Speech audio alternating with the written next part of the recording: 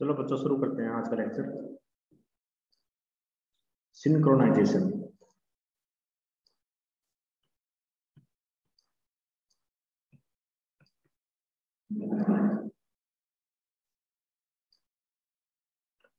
देखो, जो प्रोसेस होती है विद रिस्पेक्ट टू सिंक्रोनाइजेशन, दो टाइप की होती है।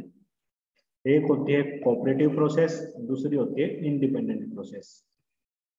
कोऑपरेटिव प्रोसेस और दूसरी कौन सी होती है आपकी? Independent process.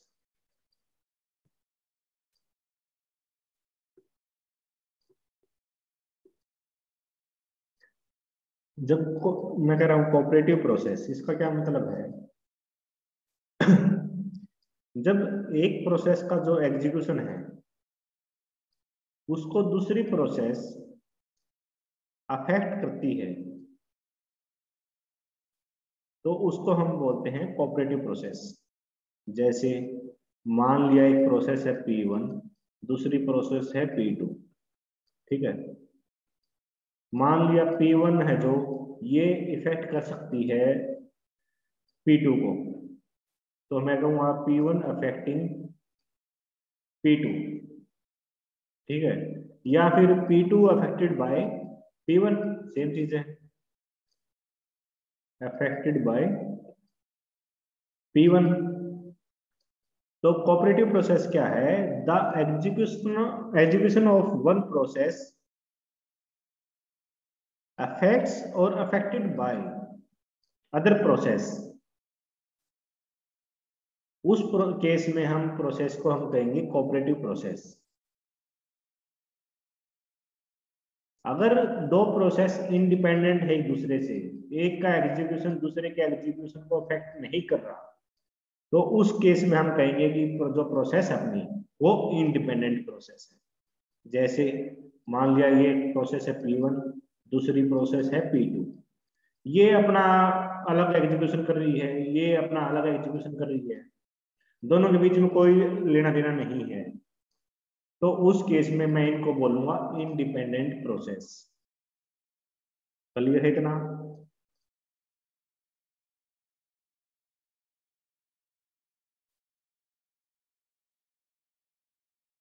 कोऑपरेटिव प्रोसेस क्या है और इंडिपेंडेंट प्रोसेस क्या है, क्या ये क्लियर है?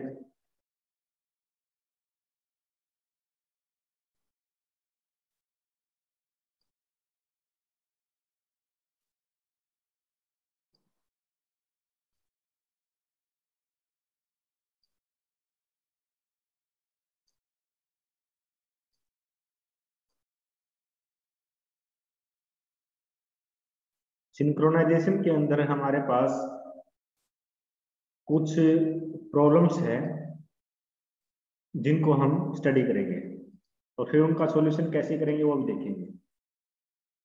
तो सबसे पहले जो प्रॉब्लम आती है इसके अंदर वो है producer consumer problem. Producer consumer problem.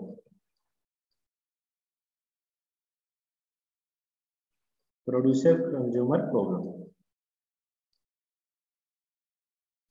देखो, जो प्रोड्यूसर होता है उसका काम है कुछ ना कुछ प्रोड्यूस करना, है ना, और जो कंज्यूमर है उसका काम है कंज्यूम करना। सपोज करो ये आपके पास स्टोरेज के लिए जगह है, ठीक है, इसमें आप स्टोर कर सकते हो। और मैं मान लेता हूँ कि भाई ये अलग अलग इसमें वो है पार्टीशन जिसमें आप स्टोरेज कर सकते हो। अब हम मान लेते हैं कि भाई जो प्रोड्यूसर है, मान लिया कोई फैक्ट्री है जिसमें कोई माल है जो वो प्रोड्यूस करता है और उसके पास स्टोरेज के लिए इतनी जगह है ये, तो वो क्या करेगा, उसने कुछ माल प्रोड्यूस किया और मान लिया उसने इस बॉक्स जो ये ब्लॉक है इसके अंदर अपना माल रख दिया। अब उसके पास एम्प्टी स्पेस कितने बचे कि अगर मैं इसको फील्ड मान लेता हूँ तो उसके पास एम्प्टी स्पेस बचे 8। उसने और माल प्रोड्यूस किया, उसने ये सारा का सारा जो ब्लॉक है ये भी फिल कर दिया। ठीक है, देखो कुछ तो वो स्टॉक में करता है, कुछ वो सेल कर देता है। तो जो स्टॉक में उसने कर रहा है वो अपने वेयर हाउस के अंदर स्टॉक कर रहा है, ये उसका वेयर हाउस ही मानो आप। फिर उसने कुछ और माल प्रोड्यूस किया, तो जो बचे हुए ब्लॉक्स थे या उसके पास, उसने उसको भी फिल कर दिया। अब उसके पास जितनी जगह थी रखने के लिए, जितना स्टोर करने के लिए जितने उसके पास जगह थी, उसकी वो सारी जगह हो चुकी है फुल। क्या प्रोड्यूसर को अब और प्रोड्यूस करना चाहिए? अगर वो और प्रोड्यूस करेगा तो उसको रखेगा कहाँ पर? सड़क पे रखना पड़ जाएगा उसको तो, है ना, क्योंकि उसका जो स्टोरेज थी वो सारी फुल हो चुकी है। समझ में आ रही है ना बात? तो प्रोड्यूसर कंज्यूमर क्या, इसके अंदर हम क्या देखते हैं कि देखो जो प्रोड्यूसर है वो प्रोड्यूस करेगा आइटम्स को कब तक? जब तक उसके पास स्पेस अवेलेबल है, राइट। और जो कंज्यूमर है वो कंज्यूम करेगा कब तक? जब तक उसके पास कंज्यूम करने के लिए कुछ ना कुछ आइटम है। अगर उसके पास कंज्यूम करने के लिए कोई आइटम ही नहीं होगा तो वो कंज्यूम क्या करेगा, राइट। प्रोड्यूसर कब तक प्रोड्यूस कर सकता है? जब तक उसकी जो स्टोरेज है वो फुल नहीं हो जाती। फुल होने के बाद वो और प्रोड्यूस नहीं कर सकता। कंज्यूमर कब तक कंज्यूम कर सकता है? जब तक एटलीस्ट वन आइटम भी है तो वो कंज्यूम कर सकता है। अगर एक भी आइटम नहीं होगा फिर वो किसी चीज को कंज्यूम कर ही नहीं सकता। इतना सबको क्लियर है?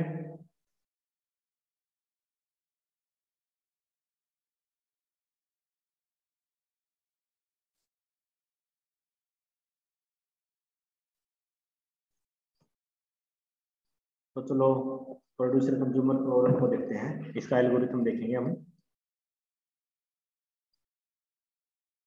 देखो मान लिया ये अपने पास बफर है। बफर क्या है? जहां पर हम स्टोरेज करेंगे, इस टाइप से। ये अपने पास स्टोरेज के लिए बफर है। और यहाँ पर अपने पास कोई प्रोड्यूसर है जिसका काम क्या है? प्रोड्यूस करने का। अपने पास एक है कंज्यूमर जिसका काम है कंज्यूम करने का। ठीक, मान लिया इसकी मैं नंबरिंग कर देता हूँ। मान लिया ये अपने पास टोटल 8 है। बफर का जो साइज है, बफर साइज मैंने ले लिया 8 मान लेते हैं। ठीक, इसमें एक वेरिएबल होता है इन। इन नाम से एक वेरिएबल लेंगे और एक आउट नाम से वेरिएबल लेंगे हम। ठीक, मान लिया स्टार्टिंग में अपने पास x y z ये 3 आइटम है बफर के अंदर। ये अपना बफर है जिसका साइज है 0 से लेकर n-1 तक। n क्या है यहाँ पर? 8। तो इसका साइज क्या होगा? 0 से लेकर 7 तक, है ना। और इन क्या स्टोर करता है? इन एक वेरिएबल है जो प्रोड्यूसर यूज करता है, जिसको इन क्या है? एक वेरिएबल है जिसको प्रोड्यूसर यूज करता है to identify next empty slot. Next empty slot क्या है? यहां पर देखो 0 पर x है, 1 पे y है, z 3:2 पे है। तो नेक्स्ट एम्प्टी स्लॉट क्या हुआ? 3। इन क्या है? इन एक वेरिएबल है जो कि यूज होता है प्रोड्यूसर के द्वारा to identify next empty slot in the buffer. ठीक है, और आउट क्या है? आउट एक वेरिएबल है जो कि यूज कौन करेगा? Consumer, to identify from where it has to consume the item. Consumer ने आइटम कहां से कंज्यूम करना है उसको आइडेंटिफाई करने के लिए अपने पास वेरिएबल है, उसका नाम है आउट। अब ये कंज्यूम करेगा स्टार्टिंग पोजीशन से 0 से, तो आउट के अंदर हो गया आपका 0। ठीक है, इन क्या है, आउट क्या है, एन क्या है, और एक होता है अपने पास इसमें काउंट। काउंट काउंट क्या काम करता है, काउंट का काम होता है बेसिकली ये काउंट करना, ये आइडेंटिफाई करना कि बफर के अंदर एट प्रेजेंट कितने आइटम है, किसी भी पर्टिकुलर टाइम पर बफर के अंदर कितने आइटम है। इस टाइम अपने पास एक्स वाई जेड 3 आइटम है, तो काउंट के अंदर काउंट की जो वैल्यू है वो हो गई 3। और काउंट वेरिएबल को यूज कौन करेगा, इसको यूज करेगा प्रोड्यूसर और कंज्यूमर दोनों। यहां तक किसी को प्रॉब्लम?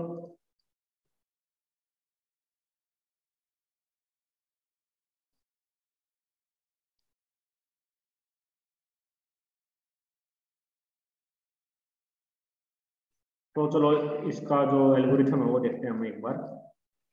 देखो सबसे पहले हम क्या करेंगे, काउंट जो वेरिएबल है इसको लेंगे जिसकी इनिशियल वैल्यू ले ली हमने 0, कि शुरू में कोई आइटम अपने पास है नहीं।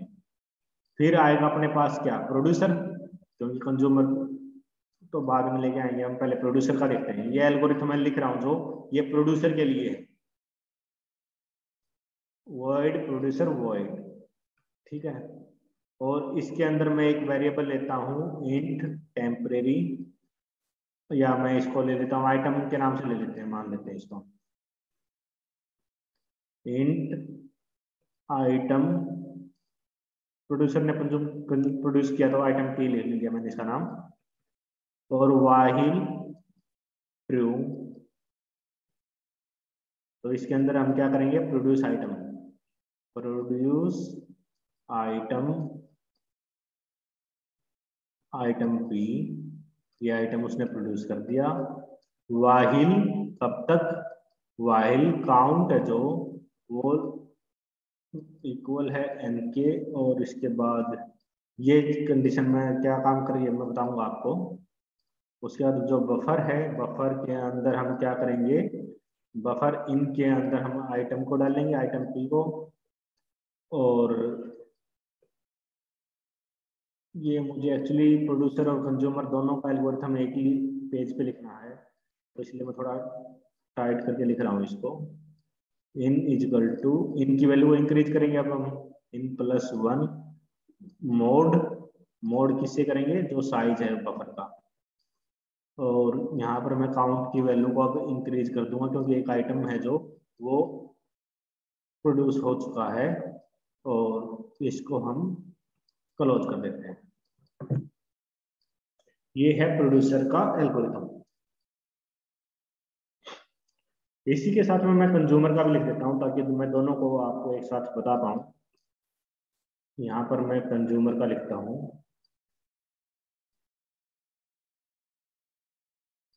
ये तो हो गया आपका प्रोड्यूसर, प्रोड्यूसर।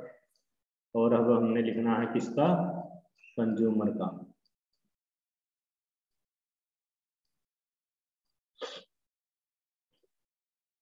Void consumer.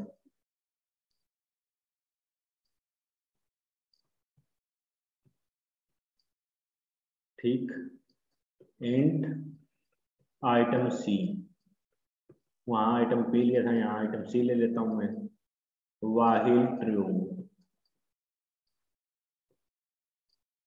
अब मैं क्या करूंगा, वाहिल काउंट,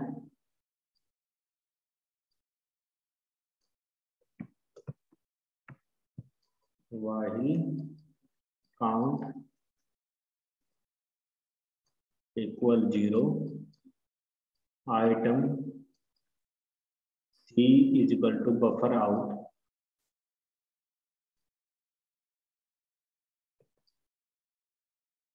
और जो आउट है उसको मैं डिक्रीज करूंगा या इंक्रीज करूंगा, वो देखते हैं। मोड 10 और काउंट की वैल्यू को अब हम डिक्रीज कर देंगे, काउंट माइनस माइनस और प्रोड्यूस आइटम,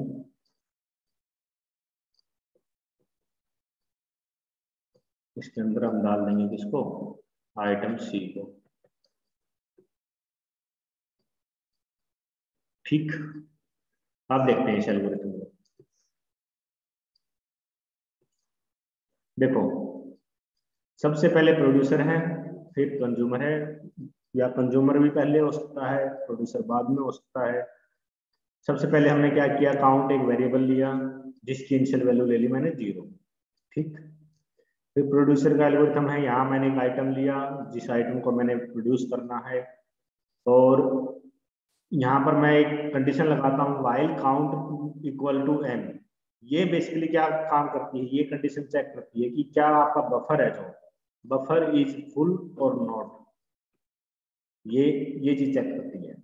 क्योंकि count equal to n, count क्या करता है बेसिकली, एट प्रेजेंट आपके बफर में कितने आइटम है ये स्टोर करता है काउंट।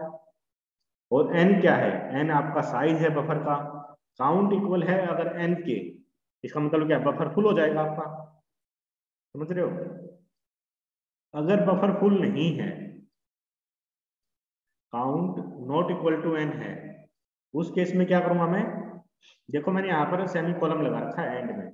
जब भी आप लूप के बाद सेमी कॉलम लगाते हो, अगर लूप की कंडीशन ट्रू है तो सेमी कॉलम लगने के बाद वो इनफाइनाइट लूप चलती रहती है। अगर काउंट n के इक्वल नहीं है तो ये टर्मिनेट हो जाएगी लूप, और मैं इसकी नेक्स्ट जो स्टेटमेंट है इस पे आ जाऊंगा। अब मैं यहाँ पर क्या करूंगा, बफर इन क्या है, नेक्स्ट एम्प्टी स्लॉट जहां पर प्रोड्यूसर प्रोड्यूस करेगा आइटम को। तो बफर इन क्या है, जैसे यहाँ पर 3, तो बफर 3 के अंदर क्या करेंगे, हम आइटम को रख देंगे और इन की वैल्यू इंक्रीज कर देंगे अब बाय 1, है ना। In is equal to in plus 1, in की वैल्यू क्या है 3, 3 plus 1 mod n, mod n क्या है, n की वैल्यू है आपकी 8, 4 मोड 8, तो इन की वैल्यू क्या हो गई 4। मोड ऑपरेटर क्या काम करता है, रिमाइंडर देने का काम करता है, तो इनकी वैल्यू अपडेट हो जाएगी उस केस में 4। और काउंट की वैल्यू को भी हम इंक्रीज कर देंगे, count is equal to count plus plus, तो काउंट की वैल्यू हो जाएगी अब 4। ठीक, जब हम लिखते हैं count is equal to count plus plus, तो ये स्टेटमेंट ये नहीं है कि भी एकदम आपकी काउंट की वैल्यू को इंक्रीज कर देती है। इसमें होता क्या है, सबसे पहले एक रजिस्टर यूज होता है आरपी, मान लिया नाम ले लिया मैंने आरपी, एक रजिस्टर का नाम ले लिया, प्रोड्यूसर के लिए है तो मैं पी इसलिए लगा दिया, और रजिस्टर के लिए मैंने आर ले लिया। तो इसमें क्या करूंगा, मैं काउंट की वैल्यू को स्टोर करूंगा, उसके बाद में इंक्रीमेंट करूंगा आरपी को, रजिस्टर है जो उसकी वैल्यू को इंक्रीज करूंगा, और उसके बाद में इसको स्टोर करवाऊंगा किसके अंदर, इन के अंदर, इन काउंट कोमा आरपी। बेसिकली ये 3 स्टेप की प्रोसेस है जो मैं काउंट प्लस प्लस लिख रहा हूं। इसी प्रकार जो कंज्यूमर है अपना, देखो यहाँ पर ये चेक कर रहे हैं कि क्या कंज्यूमर जो बफर है वो एम्प्टी है या नहीं है। काउंट इक्वल टू 0 लिखता हूं जब मैं, तो इसका काम क्या है, बच्चों एक सेकंड, एक कॉल आ रही है अर्जेंट।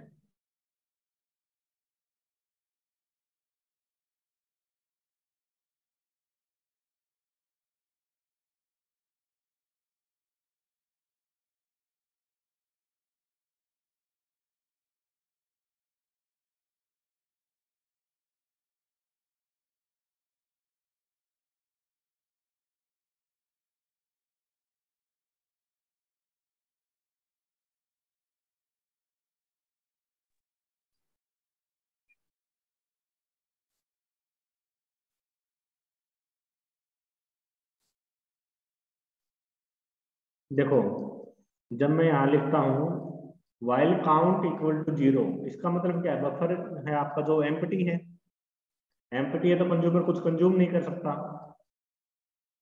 अदरवाइज मैं क्या करूंगा, अगर ये 0 नहीं है तो आइटम सी के अंदर बफर आउट क्या है, कहां से उसने कंज्यूम करना है आइटम, वो पोजीशन। तो उसकी वैल्यू बफर आउट जैसे यहाँ पर मैंने 0 लिया हुआ है, तो बफर जीरो में क्या है, एक्स की वैल्यू आइटम सी के अंदर आ जाएगी, और आउट की वैल्यू को हम इंक्रीज कर देंगे बाय 1, क्योंकि 0 + 1 mod n, ये क्या हो जाएगा 1 mod n की वैल्यू क्या है आपकी 8, 1 mod 8 क्या होगा 1, तो आउट की वैल्यू अब अपडेट हो गई क्या 1। और उसके बाद मैं क्या करूंगा, काउंट की वैल्यू को एक डिक्रीज कर दूंगा। ये जो काउंट की वैल्यू जो डिक्रीज कर रहे हैं, ये अगेन 3 स्टेप की प्रोसेस है जो यहाँ मैंने लिखी है। यहाँ मैंने इंक्रीमेंट किया था, इस केस में यहाँ पर मैं डिक्रीमेंट कर दूंगा, और जहां पर ये इन है वहां पर मैं आउट लिख दूंगा। ठीक है, अब देखो ये जो सॉल्यूशन है प्रोड्यूसर का और कंज्यूमर का, ये ठीक है या नहीं वो चेक करते हैं, क्या इसमें कुछ इशू है या नहीं है, वो चीज चेक करेंगे। कंसेप्ट सेम है कि भाई प्रोड्यूसर प्रोड्यूस नहीं कर सकता अगर जो बफर है वो फुल है, और कंज्यूमर कंज्यूम नहीं कर सकता अगर बफर है जो एम्प्टी है। ठीक,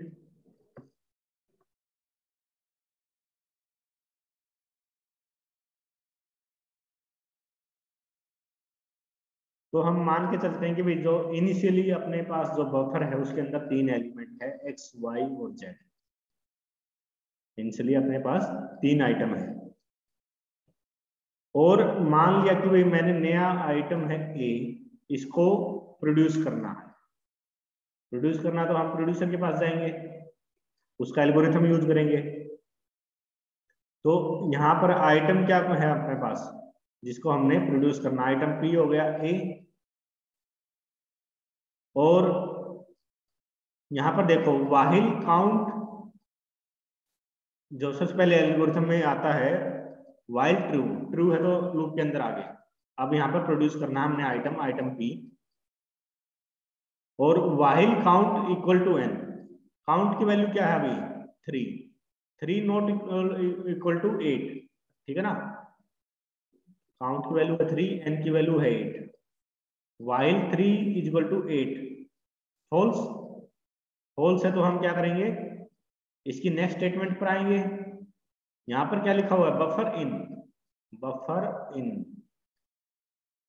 इन की वैल्यू क्या है 3 इक्वल टू आइटम पी क्या है ए, और उसके बाद इन क्या है, इन की वैल्यू को मैंने इंक्रीज कर दिया, इन की वैल्यू हो गई है आपकी 4। ठीक है, अब काउंट है जो इसकी वैल्यू को हमने इंक्रीज करना है। ये क्या था 3 स्टेप प्रोसेस थी। सबसे पहले रजिस्टर के अंदर वैल्यू लोड होगी, काउंट की वैल्यू एम काउंट, इस काउंट की वैल्यू 3 थी, रजिस्टर के अंदर लोड कर ली, और जो इंक्रीमेंट करना है हमने रजिस्टर को, इंक्रीमेंट आरपी, रजिस्टर को हमने इंक्रीज कर दिया 3 + 1, ये हो गया आपका RP4। अब देखो कोऑपरेटिव प्रोसेस है, कोऑपरेटिव प्रोसेस क्या होती है, जब वो एक प्रोसेस का एग्जीक्यूशन दूसरी प्रोसेस अफेक्ट करती है उसको कोऑपरेटिव प्रोसेस बोलते हैं, है ना। अब काउंट की वैल्यू इंक्रीज नहीं हुई है पूरी, उसने इसको वापस रजिस्टर के अंदर अभी उसकी वैल्यू है, उसको वेरिएबल अभी अपडेट करना पेंडिंग है, अभी उसको वेरिएबल अपडेट करना पेंडिंग है, और इसी पॉइंट पर इंटरप्ट आ जाता है। इंटरप्ट क्या है, दूसरी प्रोसेस बीच में आ गई। दूसरी प्रोसेस कौन सी बीच में आई, कंज्यूमर की आ गई मान लिया। अभी तक आपका जो इन है उसकी वैल्यू, सॉरी काउंट है जो, उसकी वैल्यू अपडेट नहीं हुई है, क्योंकि हमने यहां पर देखो इन की वैल्यू यहां अपडेट करनी है, इन काउंट आरपी, काउंट की वैल्यू अपडेट करनी पेंडिंग अभी,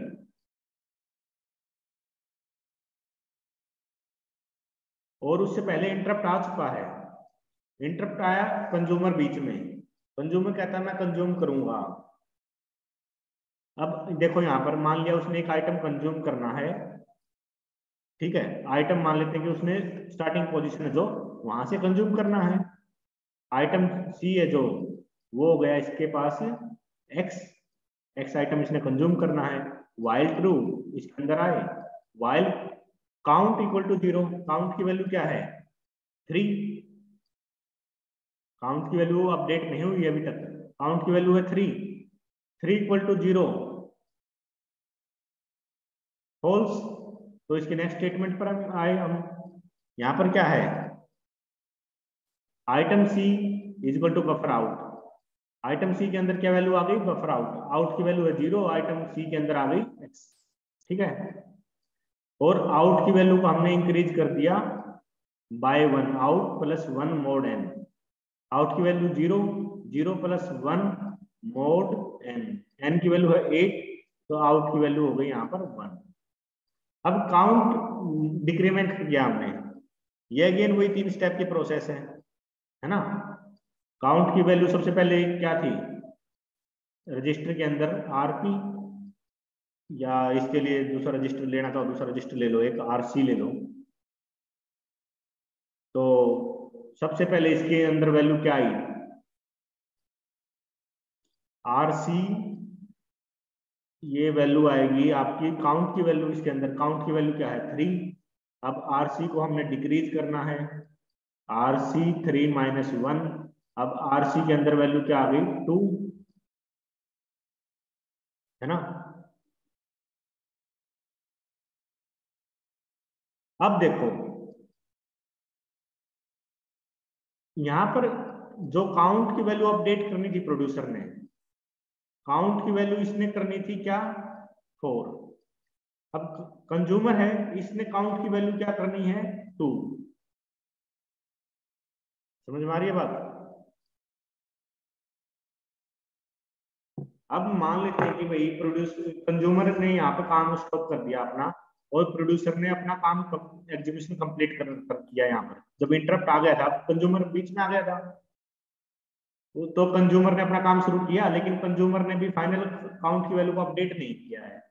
अब प्रोड्यूसर दोबारा कंटिन्यू करता है, तो प्रोड्यूसर ने क्या क्या किया, काउंट की वैल्यू को अपडेट कर दिया 4, क्योंकि इसके पास तो 4 आनी चाहिए। अब जब उसने काउंट की वैल्यू को अपडेट कर दिया 4, फिर कंज्यूमर अपडेट करता है, कंज्यूमर ने अब अपडेट किया इसके बाद, इसने अपडेट कर दी काउंट की वैल्यू 2, समझ में आ रही है बात। अब एक्चुअल में क्या हो रहा है, यहां पर हमने ए मेमोरी के अंदर स्टोर करवा दिया, ये ए, प्रोड्यूसर ने तो इसको ए अपडेट कर दिया, लेकिन कंज्यूमर ने क्या किया, कंज्यूमर ने एक्स को कंज्यूम कर लिया, कंज्यूमर ने एक्स को कंज्यूम कर लिया। अब मेमोरी के अंदर अपने बफर के अंदर टोटल एलिमेंट कितने बचते हैं, कितने आइटम बचते हैं 3, वाई जेड और ए, लेकिन काउंट की वैल्यू प्रोड्यूसर क्या दे रहा है 4, प्रोड्यूसर तो कहता है कि बफर के अंदर टोटल 4 एलिमेंट है, और कंज्यूमर क्या कहता है बफर के अंदर टोटल कितने एलिमेंट है 2, तो दोनों गलत है, एक्चुअल में बफर के अंदर तो 3 एलिमेंट है। ये बात समझ में आ रही है।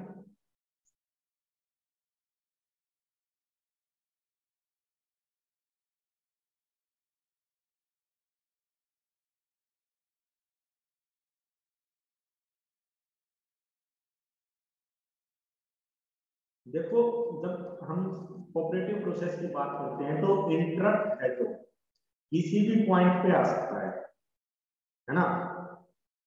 अब हमने मेक श्योर करना है कि भाई वो इंटरप्ट, या ये फाइंड करके देखना है कि भाई उस इंटरप्ट की वजह से अपने जो सॉल्यूशन है उसमें क्या प्रॉब्लम आ सकती है। तो यहाँ पर क्या है इनकंसिस्टेंसी की प्रॉब्लम आ रही है, प्रॉब्लम ऑफ इनकंसिस्टेंसी। अगर हम इस स्टेटमेंट के बाद इंटरप्ट आ जाता है तो इनकंसिस्टेंसी की प्रॉब्लम आएगी। प्रोड्यूसर कहता है 4 एलिमेंट होना चाहिए, कंज्यूमर कहता है 2 एलिमेंट होने चाहिए। तो ये कुछ ऐसा ही है, ये समझो जैसे आपके पास कोई आप हो और आपका कोई फ्रेंड है, ठीक है, और आपके बैग के अंदर, बैग है आपके पास, इसके अंदर 2 बॉक्स है या 3 बॉक्स है, 3 अलग अलग चेन है। इसमें एक आइटम रखा हुआ है, इसमें कुछ आइटम रखा हुआ है, इसमें तीसरा आइटम रखा हुआ है, और इस बैग को आप और आपके फ्रेंड दोनों यूज कर सकते हैं। आपने इसमें से एक आइटम निकाल लिया, तो लेकिन उसको आपने अपने फ्रेंड को नहीं बताया कि भाई मैंने आइटम निकाल लिया है ना। तो आप तो कह रहे हो कि भाई मेरे पास 2 आइटम बचे हैं, आपका फ्रेंड आगे कहता है नहीं भाई मेरे पास 3 ही आइटम है, 2 कैसे हो गए, क्योंकि मेरे को तो अपडेट मिली ही नहीं है। या फिर आपका एक फ्रेंड आता है, वो इसमें से ये निकाल के चला जाता है, वो कहेगा कि भाई उस, क्योंकि जो आपका जो फ्रेंड है उसने एक आइटम निकाला बैग में से, वो तो कहेगा कि 2 आइटम है, वो अपडेट दे देगा अगर, तो वो 2 आइटम कहेगा। जो पहले वाला आइटम था, मान लिया इसको, एक बंदा ए है, दूसरा बंदा बी है, इसको ऐसे समझ लो, आपने आइटम ए ने आइटम निकाला इसमें से, लेकिन उसने बी को अपडेट नहीं किया। तो ए को पता है कि बैग के अंदर 2 आइटम है, लेकिन बी को लगता है बैग के अंदर 3 आइटम है।